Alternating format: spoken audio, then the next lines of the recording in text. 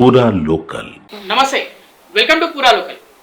తెలుగు వాళ్ళకి ఒక మహమ్మారి అంటుకుంది. దీనివల్ల యువత అలాగే ఫ్యామిలీస్ ఆత్మహత్యలు చేసుకొని చనిపోతున్నారు. ఆ మహమ్మారి అంటే ఏదో రోగం కాదు, బెట్టింగ్ యాప్స్. బెట్టింగ్ యాప్స్ వల్ల చాలామంది వాళ్ళ యొక్క జీవితాలు రోడ్డున పడేసుకుంటున్నారు. ఈ విషయంపై మనతో మాట్లాడేందుకు సరూర్ నగర్ కార్పొరేటర్ ఆకుల శ్రీవాణి ప్రస్తుతం మనతో ఉన్నారు. నమస్తే అండి. నమస్తే. బెట్టింగ్ యాప్స్ పైన మీ అభిప్రాయం ఏంటి? అసలు బెట్టింగ్ యాప్స్ మీరు అన్నట్టుగా ఒక రోగం, ఒక మానసిక రోగము, ఒక మహమ్మారి.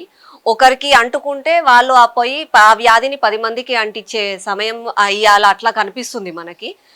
ఒక బాధాకరమైన విషయం ఏంటంటే ఆ బెట్టింగ్ యాప్స్ దానివల్ల నష్టమే ఉంది, లాభాలు లేవు అని తెలిసి ప్రతి ఒక్కరికి తెలుసు. కుటుంబం రోడ్న పడుతుంది, ఫైనాన్షియల్గా లాస్ అవుతాము, మెంటల్గా లాస్ అవుతాము అన్నీ తెలిసి కూడా కొంతమంది ఇన్ఫ్లుయెన్సర్స్ దాన్ని ప్రమోట్ చేయడము, యూట్యూబర్స్ దాన్ని ప్రమోట్ చేయడం, ఇది మంచిదే అని చెప్పడము. వాళ్ళు మంచిదని చెప్పేవారికి పాపము తెలిసి తెలియని వయస్సులో యువత, దానికి తోడు ఒకవేళ డబ్బులు వస్తున్నాయి అన్న ఆశతో ఉంటే ఇంట్లో కుటుంబ సభ్యులు కూడా ఎలా ఆలోచిస్తారంటే అరే 100 రూపాయలు పెడితే 1000 రూపాయలు వస్తున్నాయి కదా, మంచిగా అయిపోతామేమో అని ఒక ఆశతోటో ఏదో అన్న ఒక రోగం లాగా వ్యాప్తి చెందుతుంది అది. మీకు తెలిసిన వాళ్ళలో ఎవరైనా ఈ బెట్టింగ్ యాప్స్కి బలైన వాళ్ళు ఉన్నారా? అంటే మీ దృష్టికి వచ్చిందా? అంటే న్యూస్ వరకే కానీ నా సరూర్ నగర్ చుట్టుపక్కల అలా అయితే నాకేమీ రాలేదు.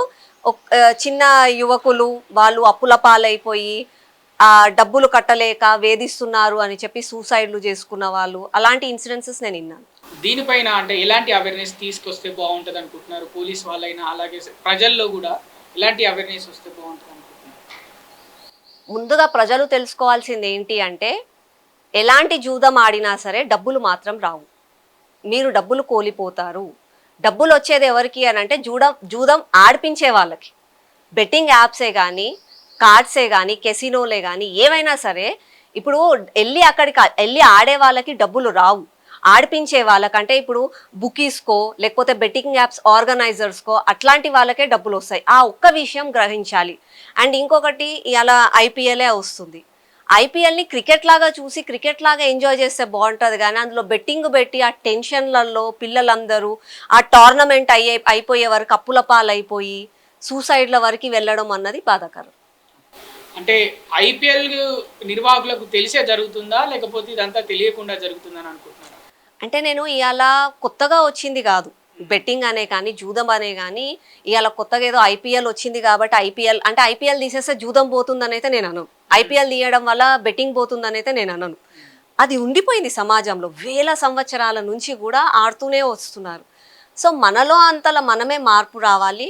అన్నిటికంటే ముందు ఇప్పుడు ముఖ్యంగా యువతకి తల్లిదండ్రుల సహకారం కావాలి. తల్లిదండ్రులతో పాటు స్కూల్స్లలో టీచర్సే కానీ, కాలేజీలలో లెక్చరర్సే కానీ ప్రతి ఒక్కరు కూడా సమాజంలో పిల్లలకు నేర్పించండి బెట్టింగ్ యాప్స్ వల్ల డబ్బులు పోతాయి.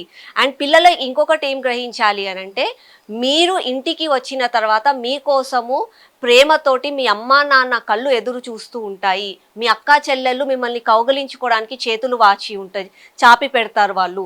కాబట్టి అట్లాంటి వాళ్ళ కోసం అని చెప్పి మీరు మంచిగా ఉండాలి అన్న ఒక ఆలోచన ముఖ్యంగా యువతలో ఉండాలి.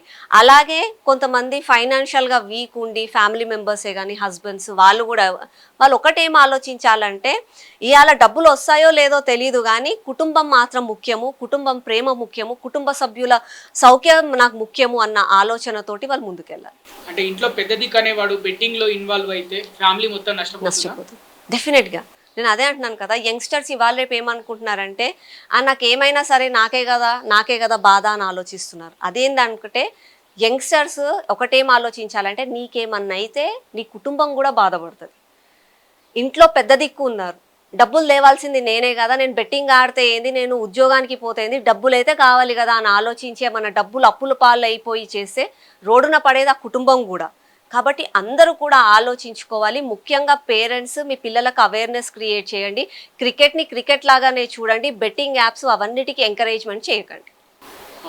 బెట్టింగ్ యాప్స్ని ప్రమోట్ చేసే సోషల్ మీడియా ఇన్ఫ్లుయెన్సర్స్ పైన మీ అభిప్రాయం ఏంటి? డెఫినెట్గా పనిష్ చేయాలి వాళ్ళు. వాళ్ళకి ఏదో లాభం చేకూరుతుంది అని చెప్పి 10 మందిని అన్యాయం చేసినా సరే అనే విషయాల్లో మాత్రం నేను ఎప్పుడు కూడా సపోర్ట్ చేయను. అట్లాంటి విషయాలను నేను తీవ్రంగా ఖండిస్తున్నాను. నీకు వచ్చే ఒక్క రూపాయి అని నువ్వు ఆలోచిస్తున్నావు కానీ ఆ రూపాయి వల్ల ఎంతమంది ప్రాణాలు పోతున్నాయి, ఎంతమంది ఎన్ని రూపాయలు కోల్పోతున్నారు, ఆ ఒక్క విషయాన్ని ఆలోచించండి. దయచేసి ఇట్లాంటి తప్పుడు హామీలు ఇచ్చే బెట్టింగ్ యాప్స్ని మీరు ఎంకరేజ్ చేయకండి. మిమ్మల్ని చూసి 10 మంది అంటే ఆసక్తిగా మీ గురించి మీ మాటలు వినే వాళ్ళు తప్పుడు దోవలో పడుతున్నారు అని అంటే మీరు దయచేసి ఆలోచించి అట్లాంటి వాటికి దూరంగా ఉంటే బాగుంటుందని నేను అనుకుంటున్నాను. అంటే బెట్టింగ్ యాప్స్ ప్రమోట్ చేసిన వాళ్ళలో కొంతమంది యాంకర్స్ ఉన్నారు, కొంతమంది సోషల్ మీడియా ఇన్ఫ్లుయెన్సర్స్ ఉన్నారు, ఇప్పుడు యాక్టర్స్ కూడా ఉన్నారు. అంటే పలుకుబడి లేని వాళ్ళపైనే ఎక్కువ శ్రద్ధ చూపిస్తున్నారా పోలీసులు? పట్టుకోవడానికి, విచారించడానికి కొంచెం పలుకుబడి ఉన్న వాళ్ళని వదిలేస్తున్నారని అనుకుంటున్నారా? I don't think so. నేను నా ఒపీనియన్లో అండి ప్రతి ఒక్కరి పైన చర్య తీసుకోవాలి. ఒకవేళ అలాంటిది మీరు అన్నట్టుగా జరుగుతుందంటే పోలీస్ కూడా ఇంకా ముందుకు రావాలి. అంటే చట్టం కళ్ళల్లో అందరూ ఒకటే, న్యాయము చట్టము ఎవరి చుట్టం కాదు, ఎవరికైనా సరే తప్పు చేసిన వాళ్ళకి శిక్ష పడుతుంది అన్న ఒక మెసేజ్ కూడా బయటికి వెళ్ళాలంటే తప్పు చేసిన వాళ్ళందరికీ కూడా శిక్ష పడాల్సిందే. అండ్ ప్రజలు కూడా ఒకటి ఏం ఆలోచించాలంటే, మనం చూస్తూ ఉంటాం యాడ్స్ జనరల్గా, మీరు యాజ్ అ మేల్ మీకు తెలుస్తుంది, ఏదో యాక్స్ డియోడ్రెంట్ కొట్టుకోగానే అమ్మాయిల దగ్గరకు రావడము, లేకపోతే ఏదో క్రీమ్ వాడంగానే అమ్మాయి మొత్తము అంటే అందంగా అయిపోవడము, అట్లాంటి యాడ్స్ తప్పుడు హామీలు ఇస్తూ ఉంటారు, తప్పుడు చేస్తూనే ఉంటారు. వాళ్ళ డబ్బుల కోసమనో ఏదో ఒక సెలబ్రిటీస్ చేస్తుంటారు. ప్రజలలో కూడా ఆ చైతన్యం రావాలి.